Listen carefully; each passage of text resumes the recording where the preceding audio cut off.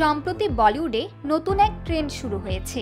Iconic Hindi ছবিগুলো আবারও বড় পর্দায় মুক্তি দেওয়া হচ্ছে। এরই মধ্যে বেশ কিছু ছবি পুনরায় মুক্তি পেয়ে ভালো ব্যবসাও করেছে, যেমন সনম তেরি কসম, জব উই মেট, রহনা হ্যায় তেরে দিল মে, গ্যাংস অফ ওয়াসিপুর প্রভৃতি। এছাড়াও রিলিজ হয়েছে সালমান খানের ম্যানে প্যার কিয়া, রণবীর কাপুরের রকস্টার, ঋত্বিক রোশনের লক্ষ্য, গোবিন্দর আঁখে, আলিয়া ভাটের হাইওয়ে, লাইলা মজনু ছবিগুলো। এই রিলিজের তালিকায় এবার যে নামটি যুক্ত হলো সেটি সবচেয়ে চমকপ্রদ। বলিউডের অন্যতম ব্যবসা সফল ছবি হিসেবে গণ্য সেই শোলেই এবার আসছে রূপালী পর্দা মাতাতে।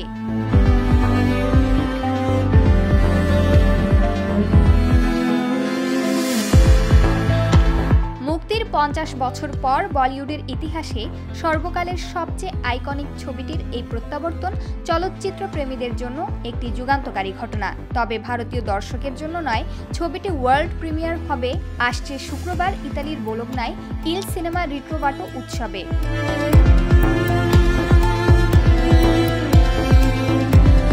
তবে রমেশ চিপ্পি ছবিটির সমাপ্তি যেভাবে ঘটিয়েছিলেন তা নিয়ে সে সময় সেন্সর বোর্ডের আপত্তি ছিল, তাই ছবিটির এন্ডিং বদলে দেওয়া হয়েছে।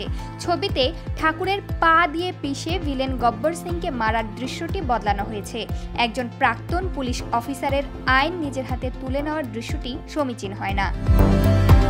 এছাড়া একই সঙ্গে শুক্রবার পুনরায় মুক্তি পাচ্ছে বলিউডের টাইমলেস বিউটি রেখার ক্লাসিক সিনেমা উমরাও জান সিনেমাটিও। অনেকদিন ধরেই বলিউডের অবস্থা খুব একটা ভালো নয়। নতুন ছবিগুলো আশানুরূপ ব্যবসা করতে পারছে না। বড় তারকাদের ছবিও মুখ থুবড়ে পড়ছে। এছাড়া হলিউড ও দক্ষিণ ভারতের ছবির দ্বৈরথ্য আছেই। এসব কারণে কিনা জানা নেই, তবে রিলিজ করায় কাল্ট ক্লাসিক সিনেমাগুলোর ক্রেজ আবার বাড়ছে।